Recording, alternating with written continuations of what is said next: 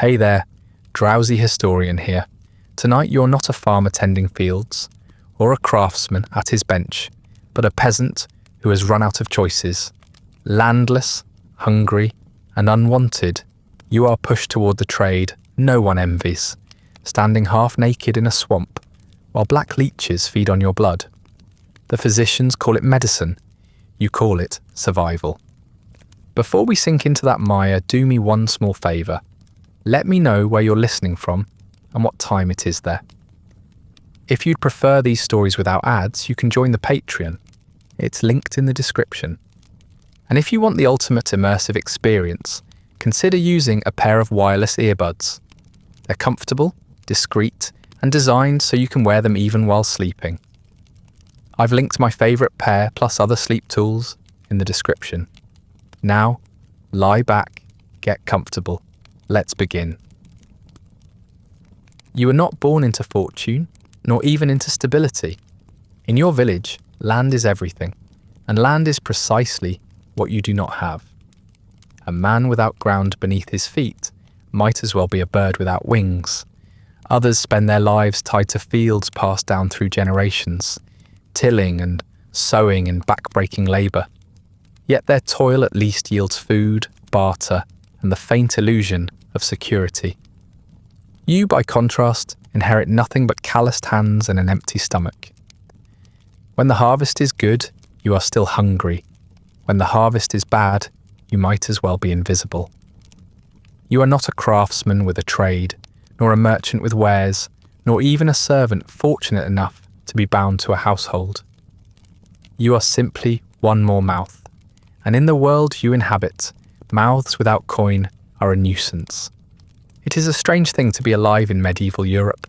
Survival is dictated not by effort alone, but by whether fortune places you into a family that owns anything of worth. For you, there is no safety net, no guild to train you, no wealthy uncle to soften your decline.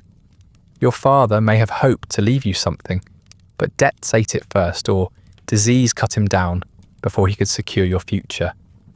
Your mother has little to offer but worry and worn hands. By the time you're grown enough to work, the doors are already closed. The lord of the manor has no need for another labourer. His serfs already answer his demands. The fields are already divided. The mills, tanneries, and workshops already have apprentices, sons of men more useful or reputable than you. You try to survive on scraps of work when you can get them, hauling firewood, cleaning yards, carrying stones for repairs, small jobs that pay pennies or only meals. You are the sort of man who takes whatever is left after others refuse it. And still, hunger follows you home. You live on black bread that grows hard before it is finished, on cabbage boiled until the pot tastes of it more than the broth itself, on thin ale brewed from scraps of barley, too poor for sale. If you are lucky, you might taste cheese, but more often you gnaw at bones left bare by someone wealthier. The ache in your belly becomes as familiar as breath. There are mornings when you wake with no plan at all, no notion of how the day will unfold. You wander from one corner of the village to the next, eyes scanning for some task others cannot be bothered with. The shame in it never fades. You see your reflection in puddles and barely recognise the man. Ragged tunic patched with mismatched cloth, skin stretched tight over sharp cheekbones, eyes dulled by fatigue. Children mock you for idleness. Women look past you as though you were air itself. Men scowl at your presence, fearing you will beg for something they cannot, or will not, give. It is one thing to be poor, it is another to be visibly, unmistakably expendable. What chance does such a man have? To steal is to risk the lash or the noose. To beg is to invite disdain, sometimes even stones. To starve quietly is the most dignified option, though hardly one you would choose.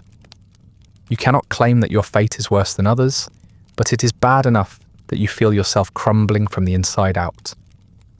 You watch others labour in fields and know you would take their place without complaint, but you were born outside the chain of inheritance. You do not belong to land, and so land does not belong to you. The seasons turn, but nothing improves. Summer brings blistering heat and fields bursting with grain, but none of it reaches your hands. Autumn carries harvest festivals, feasts and dances, but you stand at the edges hollow-eyed while others drink.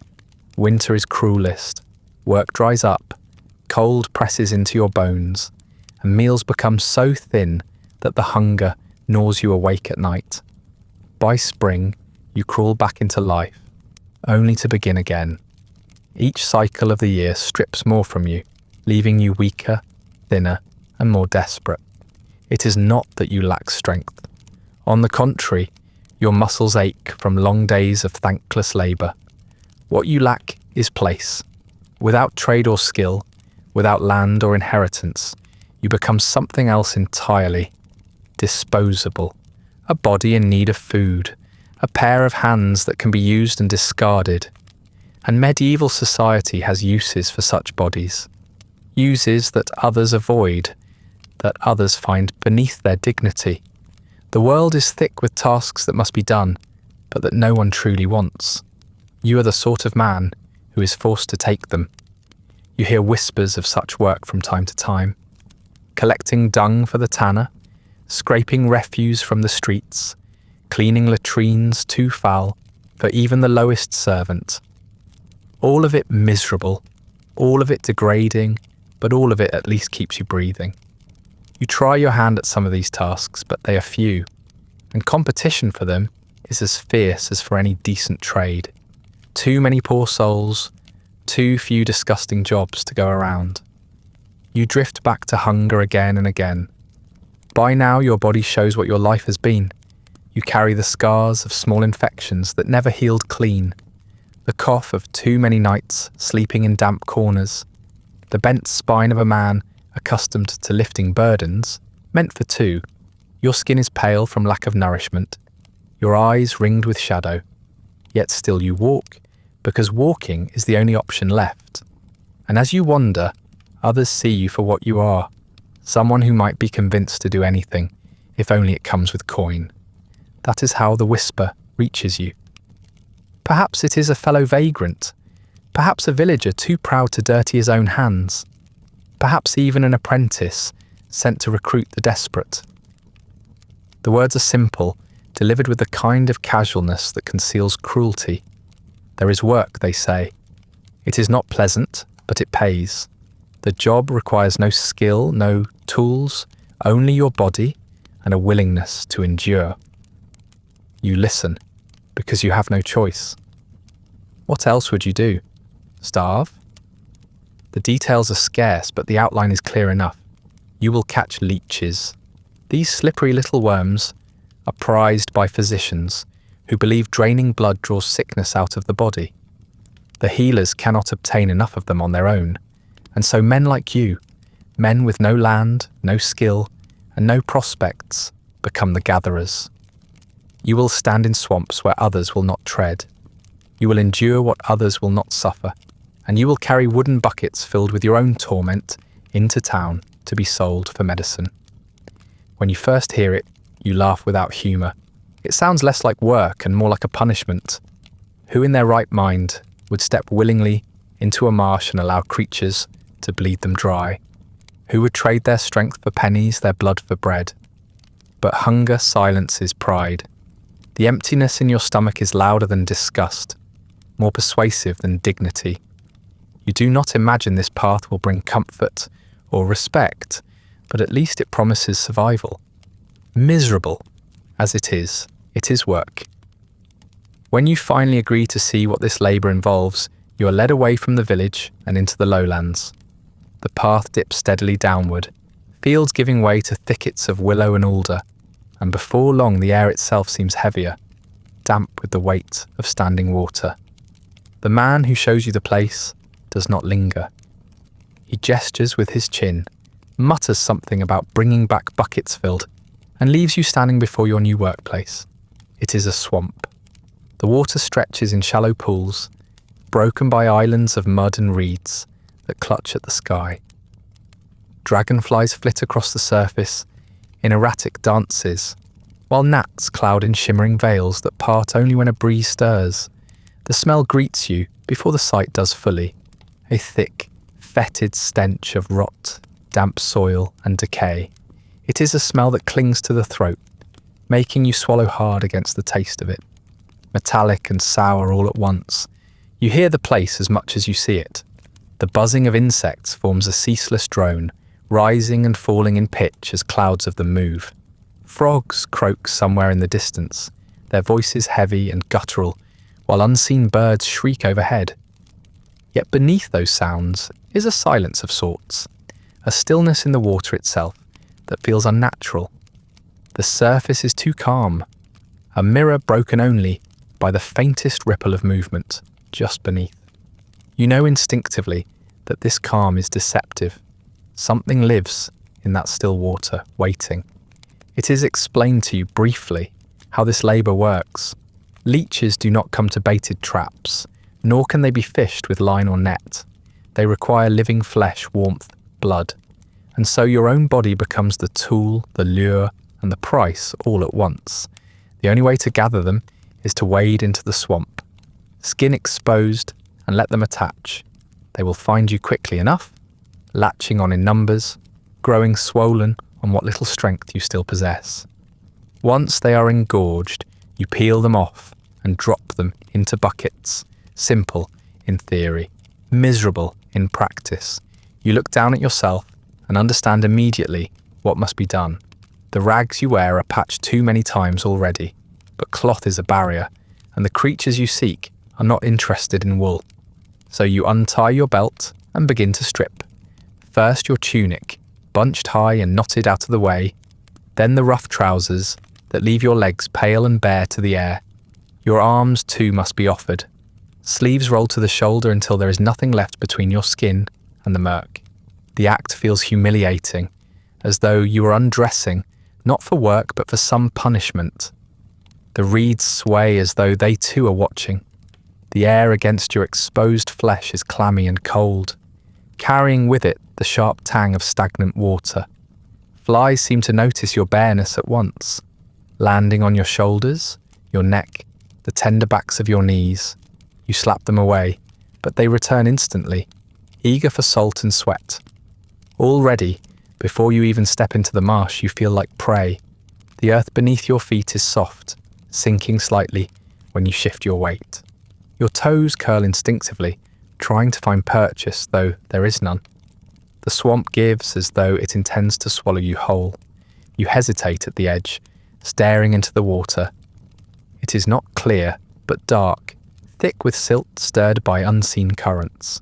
Patches of green scum float in lazy circles, carrying with them the smell of rot. Beneath that surface, you imagine shadows moving, slick bodies coiling towards you in anticipation. Your mind tries to conjure other explanations, perhaps fish, perhaps frogs, but you know better. You are not here for fish, you are here for the worms that hunger for blood. It is a strange thing to volunteer your body as bait. Every instinct you have urges you to step back, to retreat to firmer ground, to turn away from this bargain. Yet hunger tugs you forward. You think of the bread you might buy, the bowl of gruel you might stretch into 2 meals, the ale that might steady your spinning head. Pride would refuse this, but pride is a luxury you no longer possess. What you have is skin, and the knowledge that this skin is worth something, if only as a lure for parasites. The clothing you have bunched at your waist feels suddenly foolish, as though you're pretending at decency while standing half naked before a bog. Your ribs show when you glance down, faint lines beneath pale skin. You wonder how much more you can afford to lose before your body gives out entirely. The thought flickers away as quickly as it comes. There is no point in dwelling on it. You cannot eat thoughts. You can perhaps eat the crust of bread those buckets will buy. That is enough to justify stepping forward. Your feet touch the water first and you flinch at the sensation. It is colder than you expect, numbing, as though the swamp drains warmth from you on contact. The mud squelches between your toes. thick and slimy, pulling at you with each step. Reeds brush against your calves, leaving streaks of damp across your skin. The stench rises stronger here, enveloping you in a cloud of decay so constant it begins to taste like iron on your tongue. Every sound is louder, every buzz of an insect sharper, every ripple more menacing. You are no longer on the edge of the swamp. You are inside it, claimed by it. Your breathing quickens though you try to steady it. Each movement forward is heavy, resisted by the suction of the muck below and the weight of dread above. You imagine what will happen next. Cold touches on your flesh, the unmistakable pull as mouths attach. You tell yourself to expect it, to prepare, but no preparation feels sufficient. You are stepping willingly into pain, into weakness, into the very thing you have spent your life avoiding. Hunger drives you to it, but hunger will not soften the bite. The water climbs up your shins, darkening your skin, leaving goose flesh in its wake. You clutch at your bundled clothes instinctively, as though they might offer some shield, though they do not. Your arms hang bare at your sides, hairs standing on end as the chill seeps into them. Each step forward sends ripples outward, breaking the stillness, alerting whatever waits beneath. You feel the swamp stir in response, as though it recognizes you not as a man, but as a meal. A horsefly lands on your shoulder, piercing skin with its needle mouth. You slap it away, leaving behind a bead of blood, tiny compared to what is about to be taken. Mosquitoes whine around your ears, their persistence mocking your attempt at focus. The swamp seems alive with mouths, both above the surface and below it, all hungry, all waiting. You are the centre of it, the unwilling host to a feast. Still you step forward, because stepping back would mean nothing gained, nothing earned, only the same hollow gnawing in your belly. The cold rises past your knees, a steady climb that makes your legs ache and your stomach twist. The reeds close around you, hiding the bank from view, until it feels as though you have entered a different world altogether. One ruled not by men, but by creatures that slither and suck and feed without shame. You stand motionless in the swamp, water cold against your thighs, your breath shallow, and your muscles taut with expectation. You told yourself you were ready, but there is no true readiness for the sensation of something unseen fastening itself to your flesh. For a long moment, nothing happens. You almost begin to believe that the stories were exaggerated, that perhaps you might walk through the water and escape untouched. Then you feel it, the faintest touch at your ankle, cool and slick like a reed brushing against you from below. It lingers longer than any reed would, pressing, exploring, and then the pressure changes. A mouth has found you. At first there is no pain, only that strange cool pressure, as though a wet finger presses softly against your skin. The sensation is alien enough to make your stomach clench. Then comes the bite itself, sharp and deliberate. A tiny puncture you feel more in your nerves than in your flesh. A burning spreads outward, sudden and insistent, as the creature digs its way into you. You look down through the murky water, but it is too dark, too clouded to see the thing clinging to you. The swamp does not give up its secrets so easily. You feel it instead, feel it pulling, its body writhing as it anchors itself deeper, the suction steady, greedy, inescapable. One bite would be enough to unnerve any man, but there is no mercy here. As soon as the first attaches, the others seem to sense your presence, drawn to the warmth of your body, to the blood coursing beneath your skin. Another touch comes at your calf, this one firmer, more insistent, followed by another at the back of your knee. Each makes you flinch, but the water holds you fast, reeds tugging against your movements, so that you cannot escape the sensation. In less than a minute, you can count 6 points of pressure, each one sinking, each one puncturing, each one feeding. The burning becomes a chorus. Some bites sting sharply, others throb with dull persistence, but together they overwhelm your sense of your own body. It is no longer your legs you feel, but a colony of mouths that have claimed them. You try not to imagine the creatures themselves, soft, slimy bodies swelling with each gulp of your blood, but the imagination comes unbidden. You picture them ballooning grotesquely, pulsing as they drink, and the thought is enough to make bile rise in your throat. You steady yourself, though your balance falters. The water shifts with your trembling, ripples radiating outward in circles that disturb the scum on the surface. Beneath those ripples, the leeches are not disturbed. They're committed, anchored to you with mouths that will not release until they are swollen nearly beyond recognition. You lift one foot experimentally, hoping to dislodge them, but the mud clings to you and the pain sharpens where they grip. The only way to be rid of them, you already know, is to wait until they have gorged themselves and then peel their bloated bodies away by hand. The air is thick with insects, buzzing ceaselessly, their sound a cruel accompaniment to your ordeal. Flies alight on your shoulders, mosquitoes whine around your ears, each one another mouth vying for a share of you. You swat reflexively, but the movement only makes the leeches pull tighter, their suction unyielding. You feel smaller for it, diminished, a man reduced to a reservoir for vermin. The swamp does not distinguish between bloodsucker and prey, it feeds both. Minutes pass, though each heartbeat feels like an eternity. The leeches swell heavier with every pulse of your veins. You imagine your blood draining away into them, your strength sapped mouthful by mouthful, until you will be little more than an empty skin. You glance back toward the bank, reeds obscuring it, the world of solid ground, already a memory.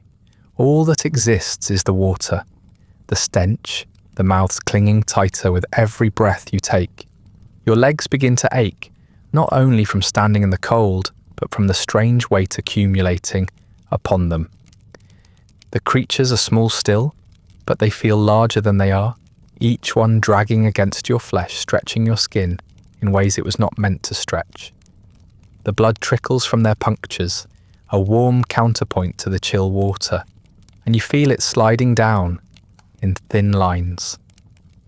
You wonder if the swamp itself tastes it, if the smell of blood carries through the water like a summons to more. The thought makes your chest tighten, though you try to force the fear down. Another attaches high on your thigh, dangerously close to where the tunic is bunched at your waist. You shudder at the intimacy of it, at the violation. There is no part of you they will not claim if given the chance. You shift your stance, but movement only exposes fresh skin, and soon you feel another bite, and then another.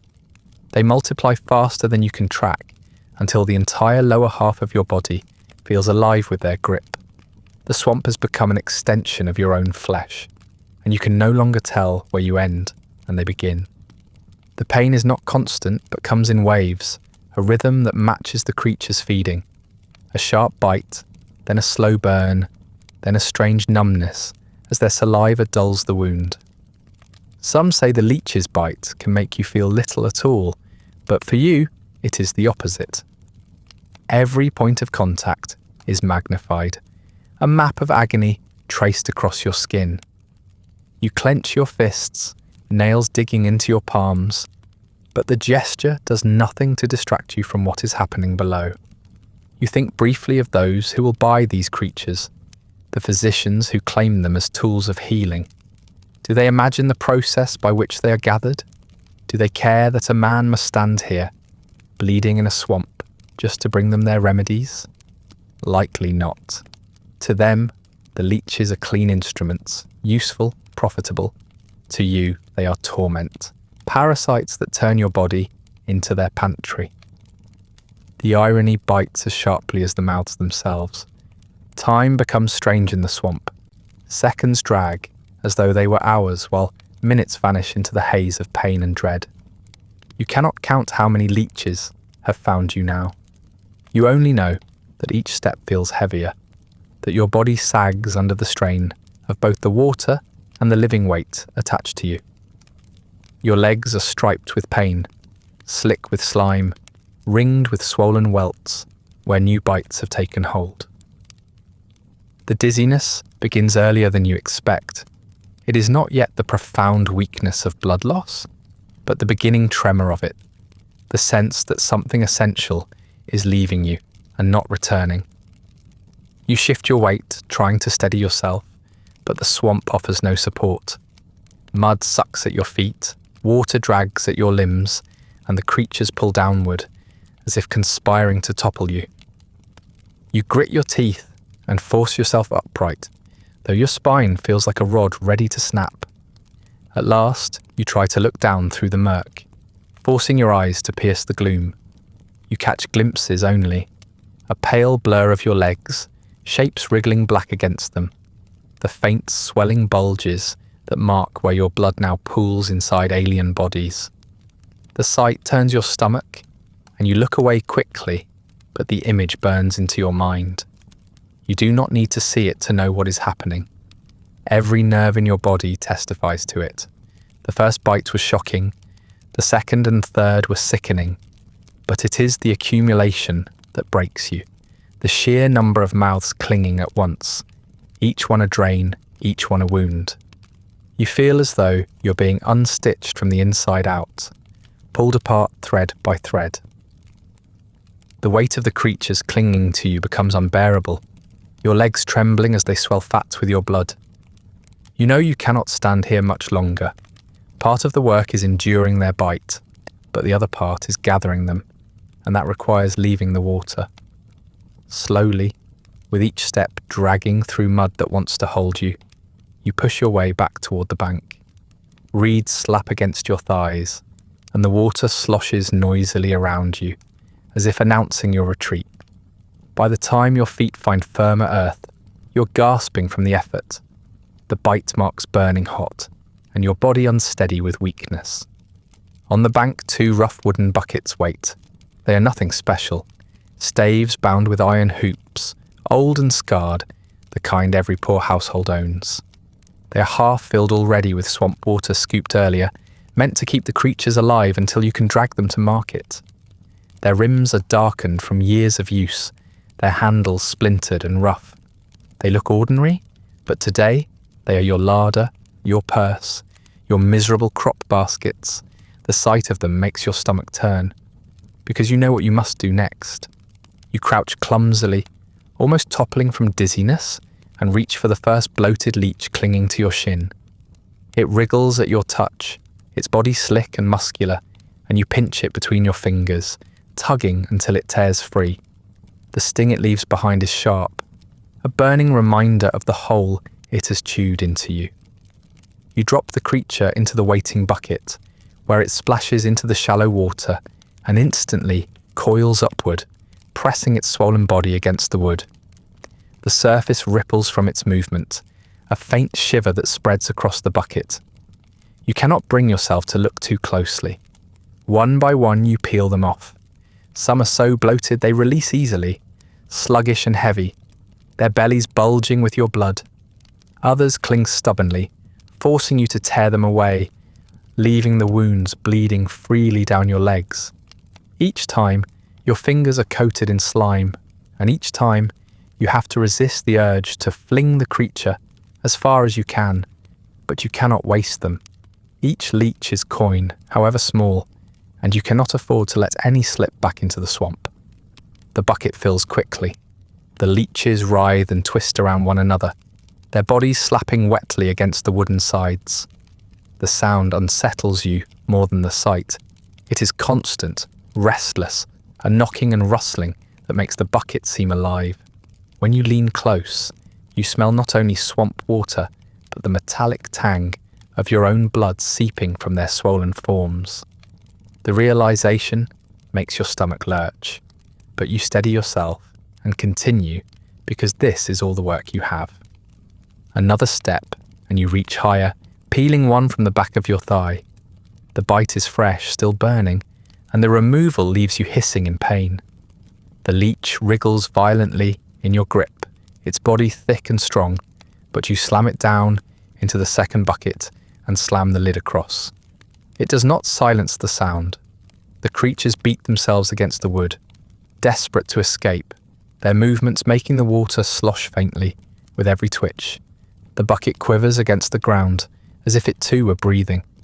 You pause, crouched on the bank, your legs streaked with blood that drips down into the reeds.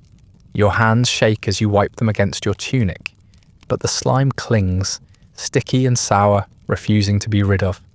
No matter how much you rinse them in the swamp water, the feel remains, coating your skin like grease. You cannot clean yourself, you cannot escape the reek. It clings to you, a second skin you will carry back to the village, announcing to everyone what kind of work you do. More leeches come away, and more go into the buckets. The creatures inside knot together in a restless tangle, filling the water with constant movement. You try not to watch them, but your eyes return, again and again, to the sight of your own blood, stolen and made monstrous, thrashing in the wooden vessels at your feet. The irony stings. You are weakened, pale, dizzy, yet the buckets grow stronger, heavier, alive with what was taken from you. Once you drop one by mistake. It slips from your grasp, landing in the reeds, writhing across the mud toward the water. You lunge after it, nearly falling, and catch it just before it reaches the swamp. You throw it hard into the bucket, breathing heavily at the thought of losing even a single coin's worth of blood. The bucket sloshes violently, its contents disturbed, the sound like wet hands clapping together. You back away quickly, disturbed by the motion, but you cannot stop. There are more to collect. By the time you finish, your legs are striped with welts and open sores, some still bleeding, some already swelling with the beginnings of infection. Your breath comes in ragged bursts, and your body trembles as though you might collapse into the reeds. The buckets are heavy when you finally lift them, the weight unsteady in your arms, as though they want to drag you down. Each step sends the water inside sloshing against the wooden staves, and with it the writhing contents shift, their slick bodies knocking against the sides in a muffled, unsettling rhythm. You stagger as you walk, your legs raw with fresh wounds, every muscle trembling from the effort of collecting. Yet you cannot linger at the swamp. The leeches must be delivered while they are still alive, and so you force yourself forward, shoulders hunched beneath the weight of your miserable cargo. The road into town is not long, but carrying buckets that twitch in your grip makes it feel endless. Dust clings to your damp legs, mixing with the streaks of blood that still trickle from unhealed bites. With each step, the sting of the wounds sharpens, and the damp cloth of your tunic rubs against sores until your skin is raw. The smell rises around you in waves, a sickening mixture of stagnant water, iron tang, and the sour stench of your own sweat. You see people turn their heads as you pass. They know at a glance what you're carrying, and none of them envy it. Children sometimes whisper as you go by. They point at the buckets, giggling at the thought of creatures wriggling inside. Their mothers pull them back sharply, as though contact with you might spread some invisible filth. Men wrinkle their noses, muttering about the stink. You hear the words, swamp rat, once or twice, spoken just loudly enough for you to catch, and you pretend not to notice. But you notice. Every time, the shame settles deeper into you, and you grip the handles tighter, knuckles pale, as though clutching them harder might make the load more worthwhile. The town itself greets you with noise and movement, but none of it welcomes you. Merchants hawk their wares in the square, shouting of fresh bread and cloth, of salted meat and iron tools. You move through the press of bodies, careful not to spill your buckets, careful not to let their contents draw more attention than they already do. The smell makes people step aside without you asking. They can see what you carry, and though they know the leeches will fetch coin, they do not want to brush against you. You are both useful and untouchable. At last, you reach the place where your trade is valued. The apothecaries and barbers wait for men like you, though they rarely call you by name. The shop fronts smell faintly of herbs, vinegar, and lye, scents meant to suggest cleanliness and learning. You pause outside one, catching your breath, before pushing open the door with your foot. The interior is dim, lit by a single shuttered window and the flicker of tallow candles. Shelves line the walls, cluttered with jars of powders, bundles of dried plants, and glass vessels filled with fluids whose purpose you cannot guess. Behind a counter stands a man in a long robe, his hands soft and clean, his expression polite but distant. The physician's eyes fall immediately on the buckets. He smiles, not warmly, but with satisfaction. "Ah," he says, "the leeches." He does not look at you so much as at the writhing contents, as though you were merely the legs that delivered them. He gestures for you to set them down, and you do so with a grunt, the wood thudding against the worn planks of the floor. The buckets slosh, the leeches inside twisting over one another, their black bodies shining faintly in the candlelight. The physician leans closer, inspecting them, nodding with approval. "Healthy specimens," he remarks, as though praising livestock. He does not ask how many bites you endured, how much blood you lost, or what stench you had to wade through to gather them. None of that matters here. What matters is that the creatures are alive, fat and ready for use. He reaches for a ladle, dips it into the bucket, and lifts one wriggling shape into a waiting basin. It coils and twists, searching for purchase, and he chuckles softly, pleased with its vigour. To him, this is not torment, it is medicine. Barbers, too, purchase your harvest. Their shops smell of lather and iron, the air thick with the sharp bite of vinegar. They take the leeches for bloodletting, promising cures for fevers, headaches, swellings of the skin. Customers nod as though reassured, never wondering how the writhing bodies were collected, never caring that the man who brought them stinks of mire and carries sores on his legs. You watch as the barber tips a bucket to inspect the contents, his face bright with approval. "A fine batch," he declares, though the word fine sounds obscene when applied to such misery. The coin comes next, always too little, always just enough to keep you alive, without easing your hunger. The physician counts them out with slow precision, laying each piece of silver or copper on the counter as though it were a favour rather than a payment. You watch the pile grow, and it never seems to match the weight you carried, never equals the blood you gave. You do not argue, you do not bargain. Men like you do not bargain with men like him. You take what is offered because something is better than nothing, and because the alternative is to walk away with buckets still full of creatures you cannot eat and cannot keep. As you sweep the coins into your hand, your eyes linger on the shelves around you. Glass jars filled with powders, oils, and tinctures gleam in the candlelight. These are the trappings of knowledge, the marks of learning and respect. The men who work here will be remembered for their wisdom, their remedies recorded, and their names passed down. No one will remember the man who bled himself in a swamp so that these jars could be filled. Your contribution will vanish the moment you leave, reduced to the twitch of a worm in water. The physician thanks you curtly, already distracted by the next task. He has patients waiting, bodies to cut, blood to draw.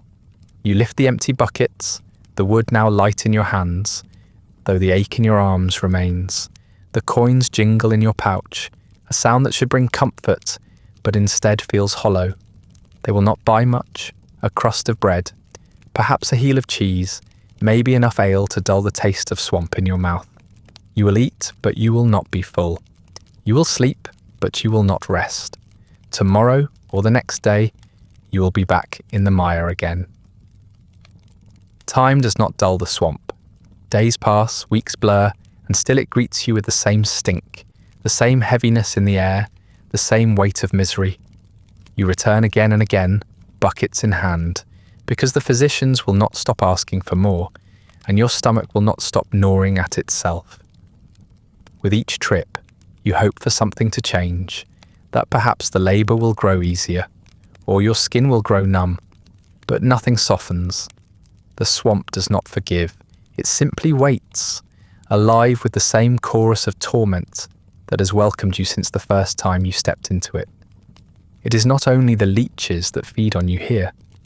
The water belongs to them, but the air belongs to others. Swarms of gnats, clouds of mosquitoes, and the sharp, stinging horseflies that circle endlessly. Their wings a blur in the heavy air. From the moment you strip yourself bare, they descend, as eager for your flesh as the leeches are for your blood. You swat at them constantly, your hands never still, but the relief lasts no more than a heartbeat. They return at once, landing on your skin, probing for weakness. The swamp hums with them, a ceaseless whine that drills into your ears and rattles inside your skull. Mosquitoes are the worst in number. They rise from the reeds in veils so thick you breathe them in if you're not careful. Their bodies clinging to your lips, your eyelids, your hair. Their wings whine at a pitch that never ends, a constant high sound that seems to vibrate through your bones. They bite everywhere, piercing the tender skin of your neck, the backs of your arms, the thin flesh of your ankles. Each sting burns briefly, then fades to a maddening itch, swelling into red welts that cover you until you look more insect than man. You claw at yourself until your nails break the skin, but it does not matter. The mosquitoes always come back. Horseflies are fewer, but their cruelty is sharper. They circle lazily before striking, their jaws slicing clean through skin as though it were nothing. The pain is sudden and vicious, leaving blood welling from the wound before the creature even drinks. You slap at them with force, sometimes crushing them against your arm or thigh, smearing your skin with their broken bodies. For a moment you feel victorious, but the triumph fades quickly. There are always more circling, always another to replace the one you killed. Each bite leaves you weaker, drained not only by blood, but by the humiliation of being prey to things so small. Gnats fill in the spaces the others leave, crawling into your ears, your nostrils, your mouth if you dare to breathe too deeply. Their buzzing is softer, but more insidious, a constant brushing against your senses that makes you twitch and shiver with irritation. You cough, you spit, you rub at your eyes until they water, but there is no stopping them. They swarm too thickly, a living cloud that moves with you, surrounding you like a cloak you can never remove. They do not take much from you, only fragments of your sanity, but perhaps that is worse. The longer you stay in the swamp, the more the insects learn your body. They find the soft places, the spots you cannot protect. They crawl into the folds of your clothing, into the spaces between your fingers and toes. They bite at the corners of your eyes, the curve of your lips, the hollow of your throat. You slap, you scratch, you flail, and still they come.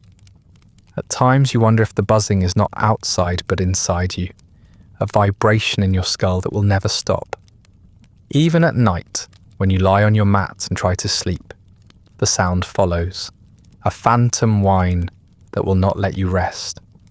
You begin to recognize the rhythm of the swamp by sound alone, the deep, lazy drone of horseflies circling close, the shrill, needling whine of mosquitoes in your ears, the faint, ceaseless hum of gnats, so many they seem like the air itself. Together, they form a chorus that no silence can replace. It is the soundtrack of your labor, a noise you did not ask for but cannot escape. You hear it in your dreams. You hear it when you wake. You hear it when you try to remember what life was like before you took this work, and find that you cannot recall a time without it. Your skin tells the story as clearly as your ears. Each bite swells into a welt. Each welt grows raw from scratching, and together they form a map of torment across your body. Your legs are striped with old scars and fresh sores, your arms peppered with scabs, your face raw where fingernails have torn at itching flesh. The leech wounds are bad enough, but the insects never stop. They do not wait until you enter the water. They do not leave when you emerge. They claim you from the moment you arrive until the moment you stagger away. And even then, their marks linger long after you have gone. Sometimes you imagine what you must look like to others. When you trudge back into town with your buckets, your skin blotched and blistered, your hair tangled with gnats, your face streaked with bites, you know you do not resemble a man so much as some half-rotted carcass dragged from a ditch.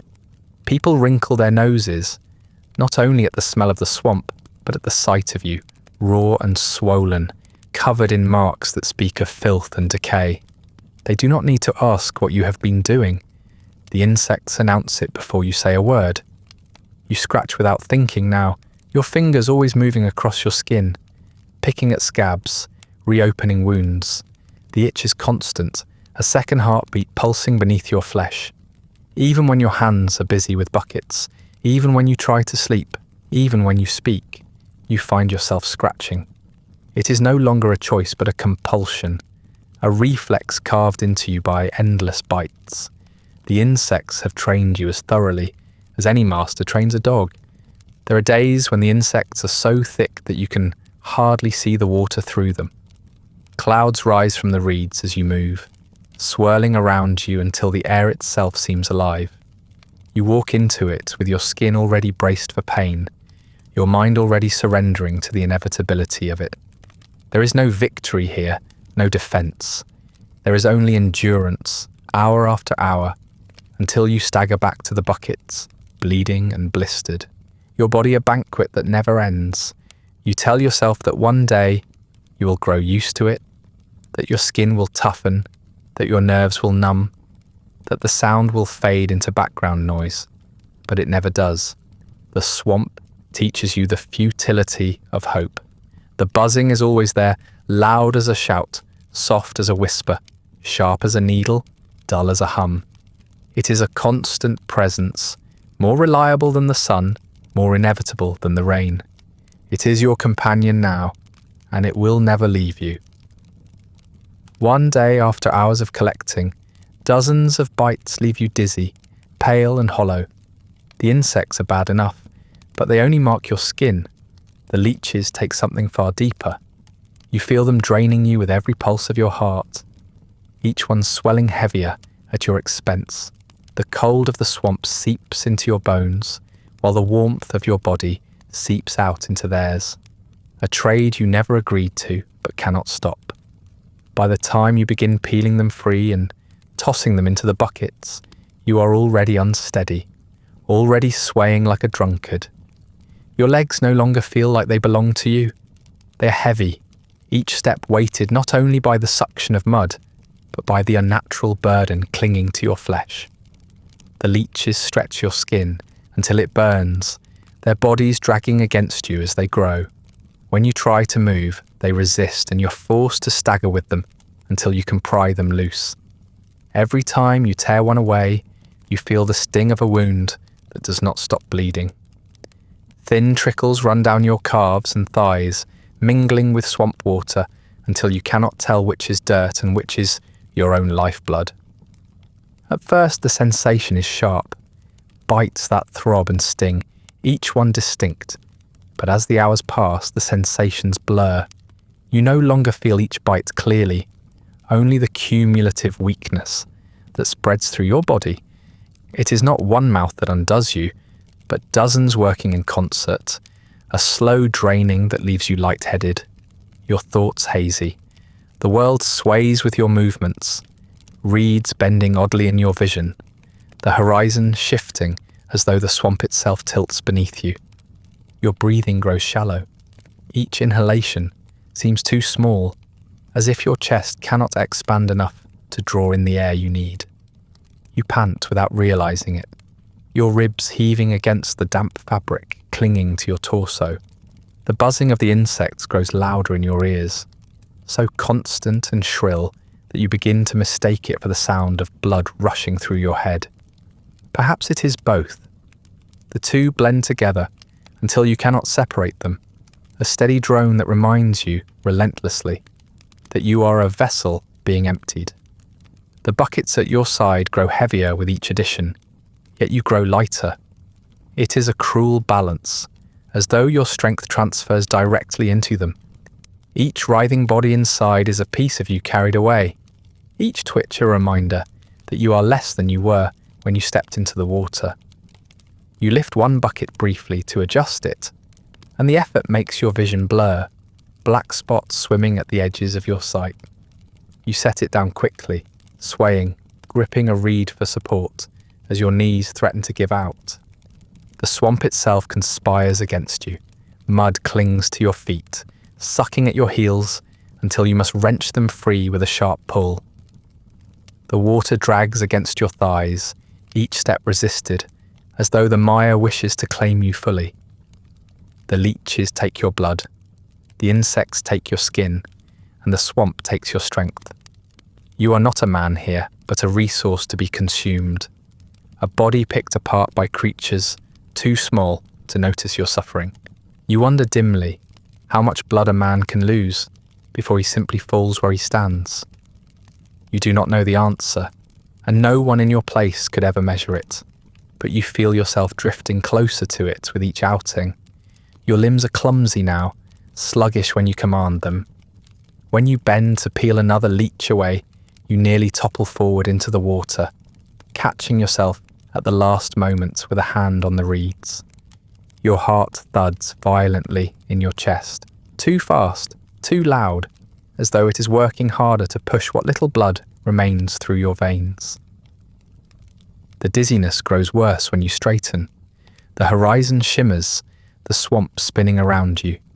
For a moment you think you see shapes in the water that are not there, shadows moving against the current, eyes watching from beneath the surface.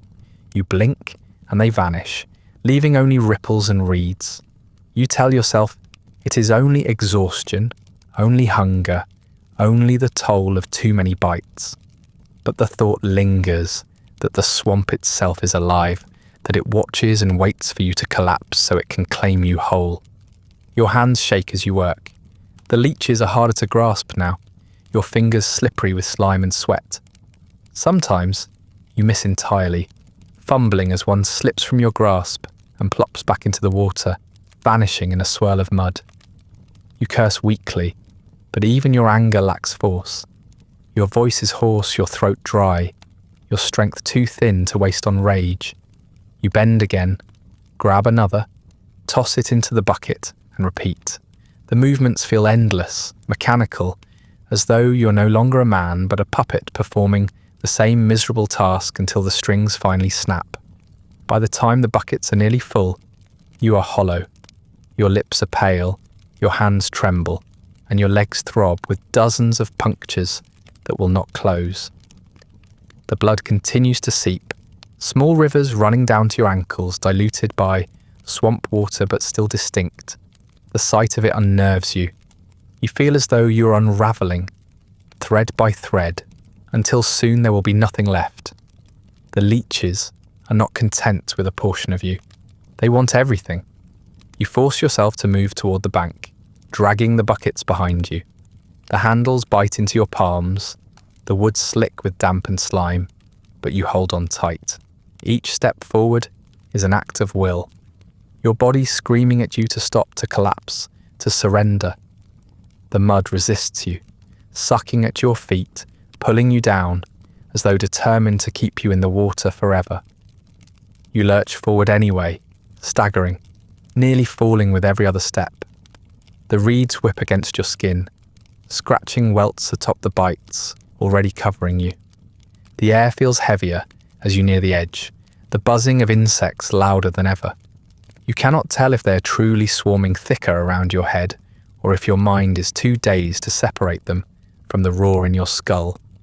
The sky tilts above you, shifting in dizzy arcs, and you feel your knees buckle. You grip the bucket handles tighter, clinging to them as though letting go would mean your death. Perhaps it would. The coins you will trade them for are the only reason you are still on your feet. At last, your foot finds firmer earth, the mud loosening its grip as the bank rises beneath you. You stumble onto it gracelessly, knees nearly giving way, and drag the buckets beside you with a sound like wet wood scraping against stone.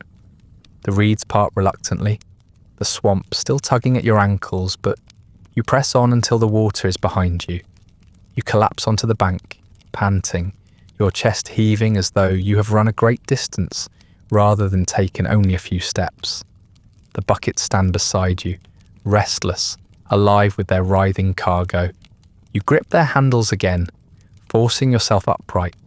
Your vision tunnels, black creeping in from the corners, narrowing until the world is little more than a circle of reeds and sky. You stumble forward, buckets clutched tight, your body swaying with each step, as though you will topple at any moment. The bites never heal clean. At first you think they might. Just small punctures, sharp and angry, but manageable. Yet days pass and they remain open, seeping steadily, edges red and swollen.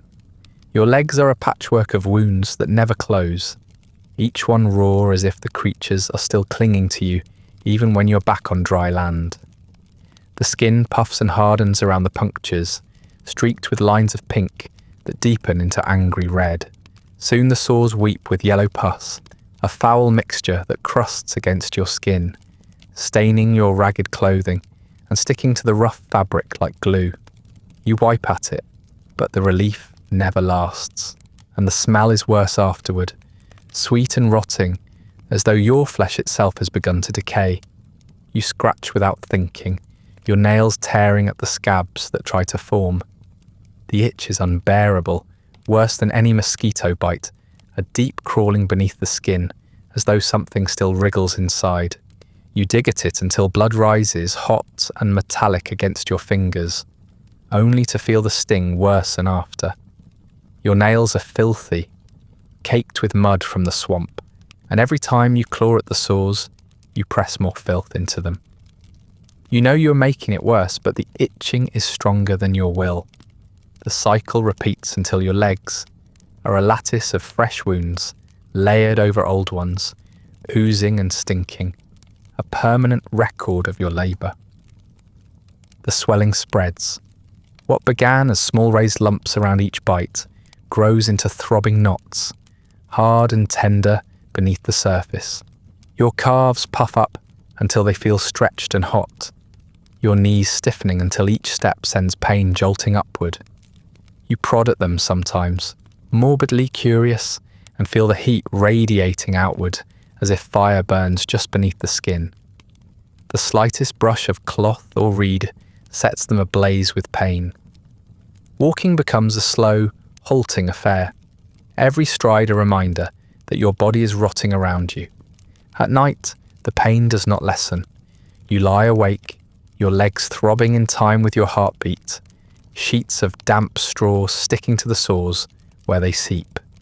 You shift constantly, searching for a position that brings relief, but there is none. Sleep is shallow, broken by the constant sting, by the sharp shocks of pain when you roll onto a tender patch, by the crawling sensation that never leaves your nerves. You wake feeling more tired than when you closed your eyes, your body drained before the day has even begun. The stench follows you everywhere. It rises from your legs in waves, metallic with blood, sour with pus, tinged with the swamp's rot. You catch it yourself when you bend low, and the odour makes your stomach twist. Others notice it too.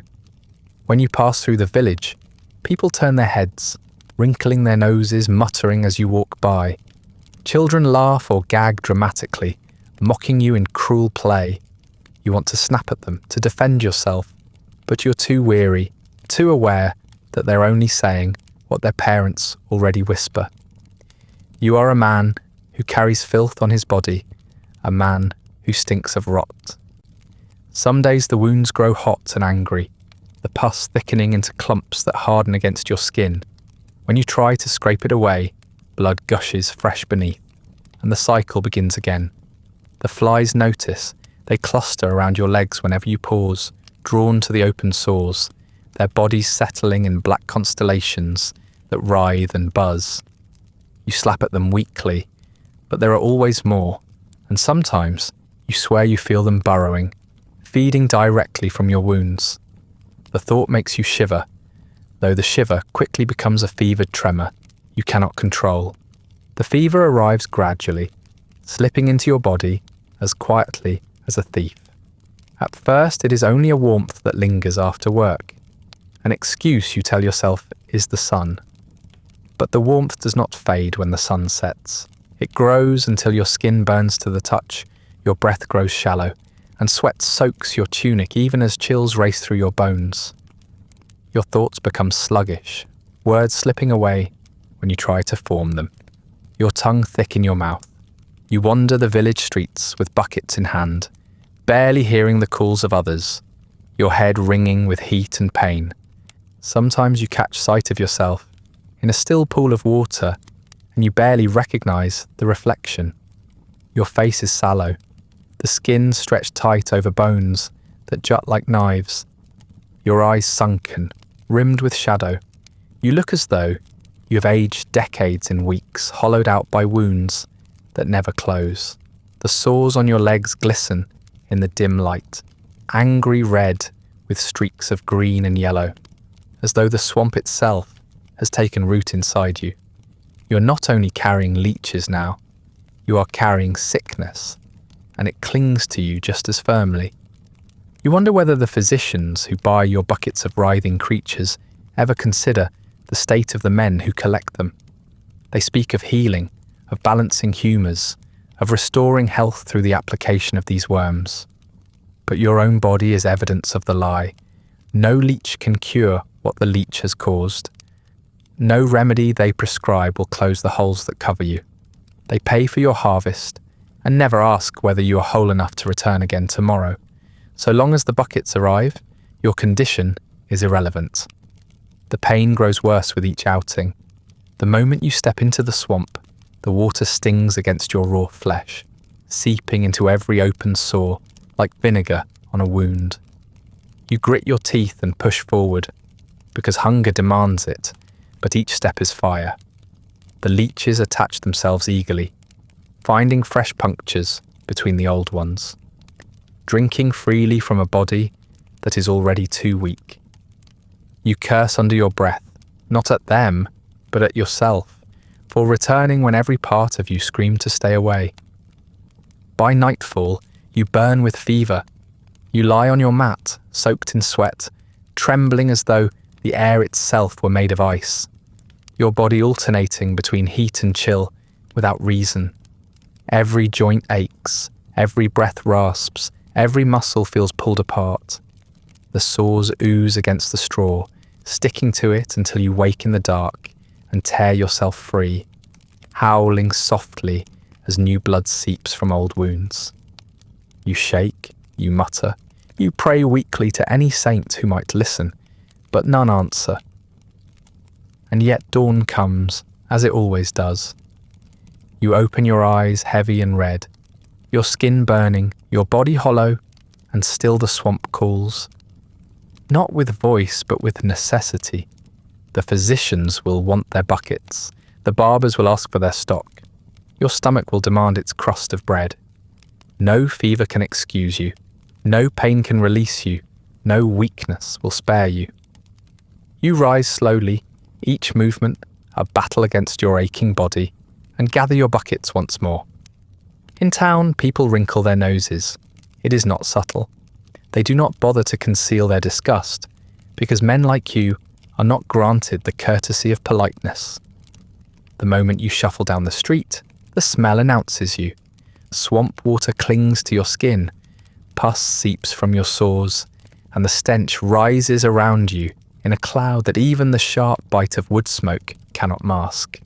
It drifts into doorways, into market stalls, into the spaces between people, until they draw back as though you carry plague. You do not need them to tell you that you stink. Their expressions carve it into you with every glance.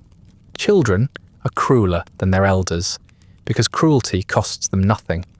They laugh and point at your legs, swollen and blotched with sores, and mimic your limp.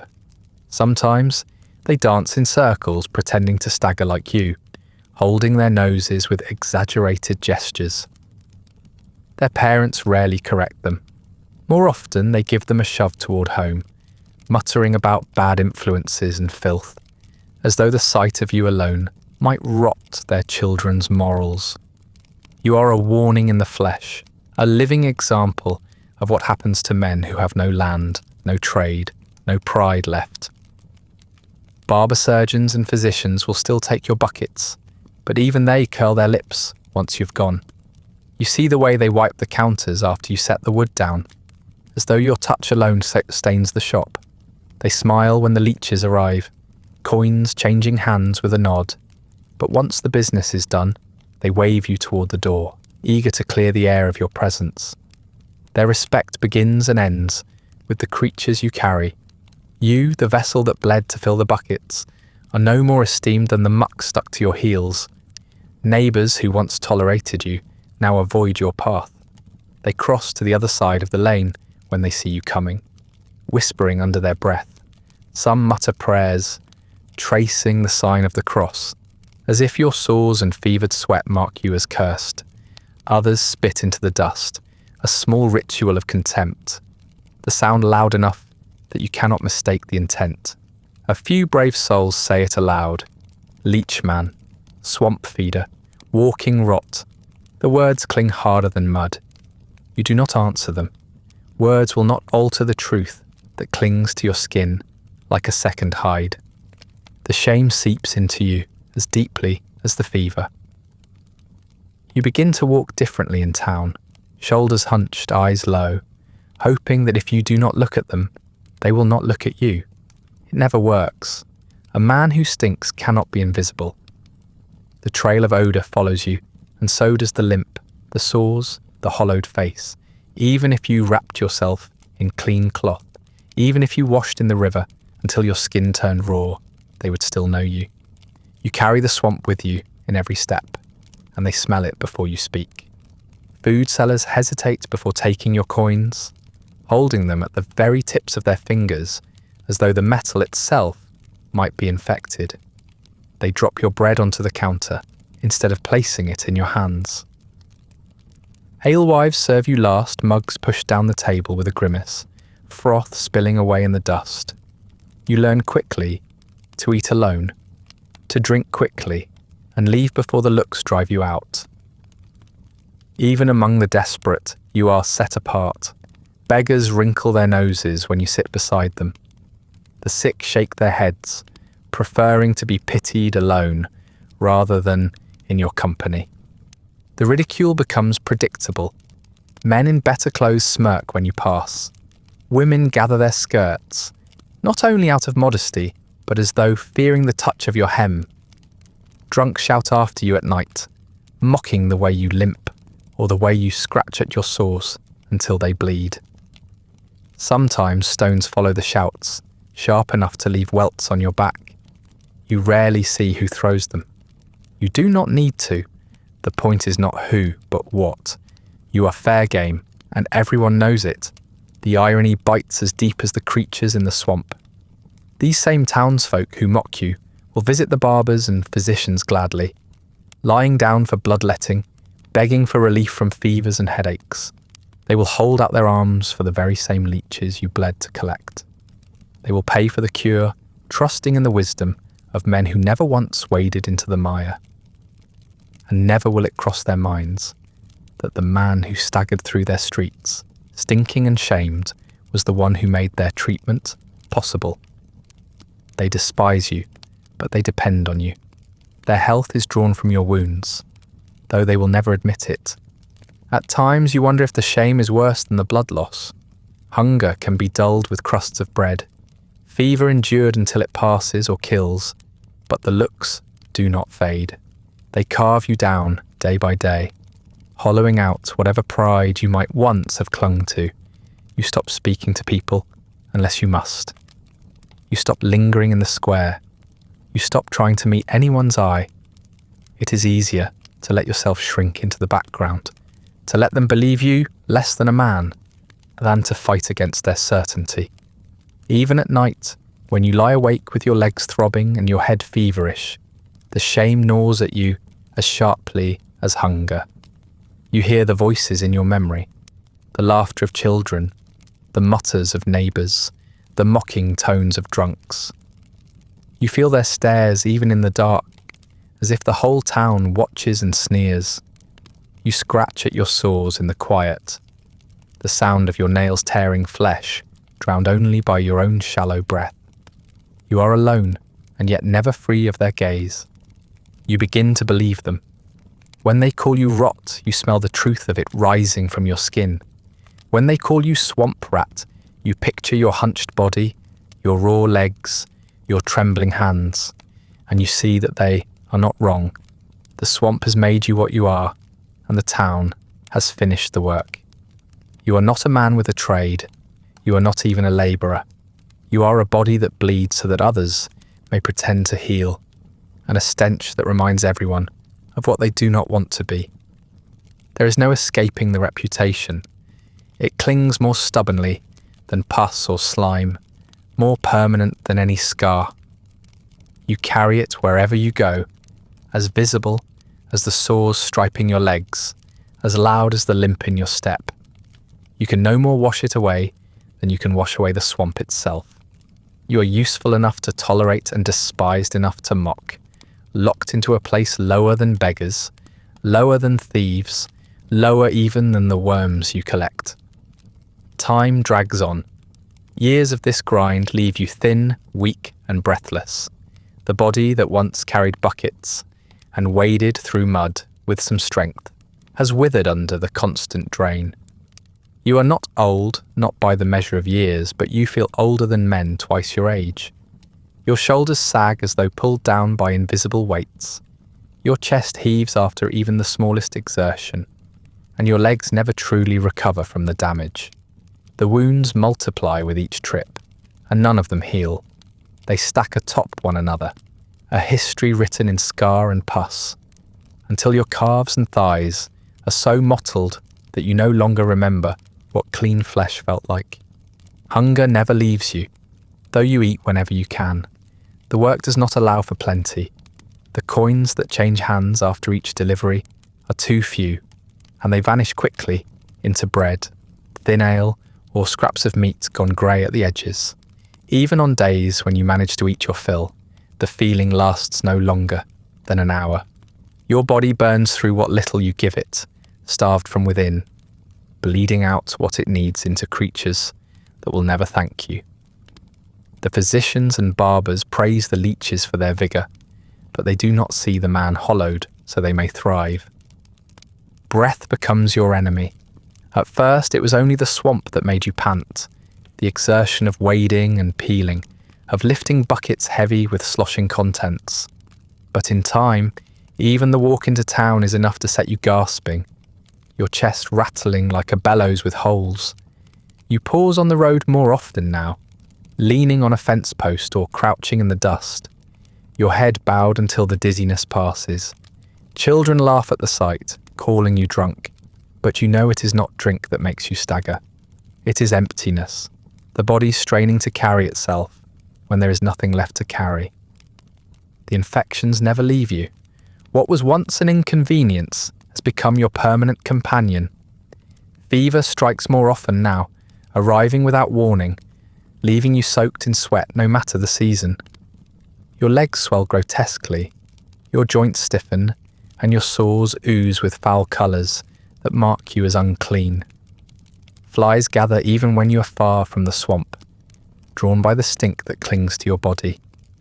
You swat them away, but they return instantly, as though they know you for what you are, carrion that still breathes. The townsfolk avoid you more openly. What once was muttered mockery has turned into something harsher, more deliberate. Some spit as you pass, not just in contempt, but as if to ward you off, as though you carry pestilence itself. Others pull their children behind them, scolding them if they linger too near, warning that your sores are contagious. They are not wrong. You have seen the streaks of infection spread from one wound to another, crawling across your own flesh. It would not surprise you if you carried sickness for others too. You are feared, but only in the way vermin are feared. No one cares for the man behind the stench. Your reflection tells you more than any insult. In still water, you see the gauntness of your face, the hollows beneath your eyes, the lips pale and cracked from constant fever. Your shoulders are bent, your frame narrow, your arms thin as sticks. You look less like a man and more like the shadow of one, the swamp's echo made flesh. Even your voice is changed, rasping from breathlessness, worn down by years of muttering prayers to saints who never listen. When you speak, people look startled, as though they had forgotten you could make sound at all. Work does not wait for strength. No matter how drained you are, the buckets must be filled, and so you return again and again. You tell yourself each trip will be your last, that one day you will collapse and never rise, but always hunger drags you back. You strip yourself bare, wade into the water, and offer your body to the swarm. The leeches find you quickly, as they always do, their mouths seeking the same scars they have fed from a dozen times before. You think sometimes that they know you, that they recognize the taste of you, that you are not a man, but a field to be harvested. The rhythm of your life becomes predictable, but no less cruel. Bleed in the swamp, gather in the buckets, stagger to town, endure the stairs, collect your coins, eat just enough to survive. Repeat. The cycle grinds you down more than the bites. Each step feels heavier, each journey longer, until even the short walk to town is a trial. You feel your ribs pressing against your tunic when you lift the buckets, the strain of it making your vision swim. You cough more often now, sometimes bringing up phlegm streaked with red. You wipe it away quickly, unwilling to linger on what it might mean. The seasons change, but your body does not recover. Summer brings heat that bakes your sores until they crack and weep. Autumn chills the air, and your joints stiffen until every step feels like dragging stones. Winter is worst of all. The water is colder, the insects fewer, but no less vicious, and your weakened body shakes violently each time you wade in. The cold leaches warmth faster than the worms leach blood. Your teeth chatter until your jaw aches, but still you force yourself deeper, because empty buckets mean empty bellies. Spring only brings more of the same, sores reopening, weakness returning, hunger never leaving. The decline is slow, but it is steady. Each year you notice what you cannot do that you once managed. You can no longer carry 2 full buckets without resting. You can no longer climb the hill into town without stopping for breath. You can no longer rise in the morning without groaning, your muscles stiff and uncooperative. Even scratching your sores feels exhausting, your nails moving sluggishly over skin that no longer feels like yours. The swamp takes you piece by piece, and you're too tired to fight it. At night, you lie awake with the sound of buzzing still in your ears, and the burn of fever beneath your skin. You remember the jeers of townsfolk, the mocking laughter of children, the disgust in the eyes of those who hand you bread. You carry their words as heavily as the buckets. Shame has become as constant as hunger, and neither fades when the sun sets. You stare into the dark, scratching at sores that never heal, and wonder how much longer this body will last before it simply stops. The morning brings no answers.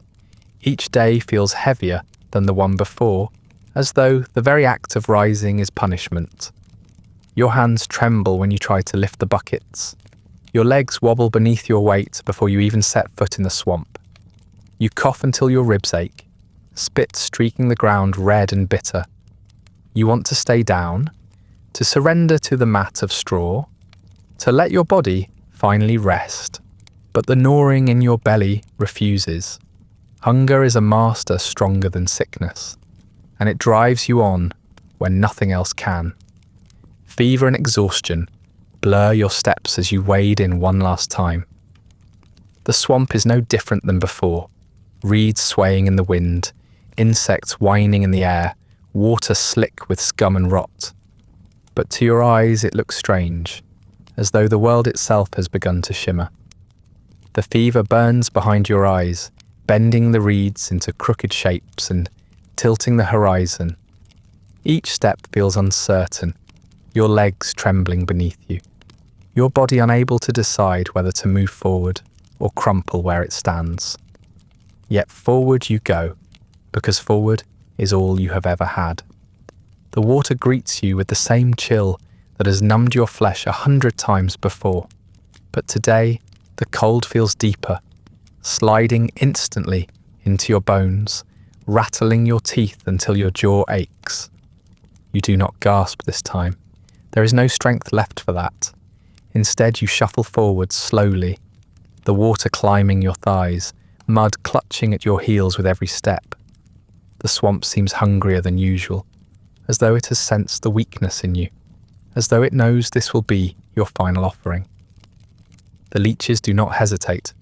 They find your flesh as quickly as ever, mouths fastening to the scars and sores they have gnawed open so many times. You feel the familiar cool touch, the pressure, the sudden sting as they pierce you anew. It should alarm you, but it does not. You are past alarm. The burning that once made you clench your fists now washes over you without resistance. You simply let it happen. Your body has been their field for so long that it hardly feels like yours anymore. If they wish to take what remains, let them. The buckets wait on the bank, as always, half filled with swamp water to keep the harvest alive.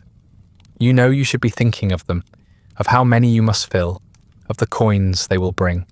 But your thoughts drift. You stare at the surface of the swamp instead, watching it ripple where reeds break through, where insects land briefly before darting off again. The water shivers with each movement of your body, reflecting the dull grey sky above.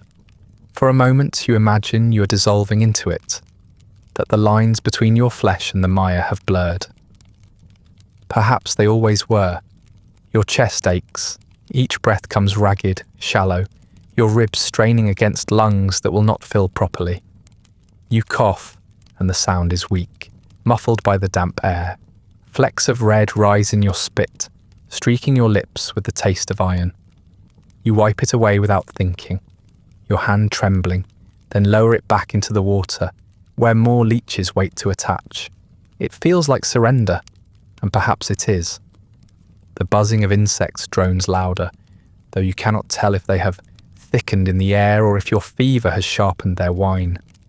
They cluster at your face, your eyes, the corners of your mouth, feeding greedily from sores and sweat.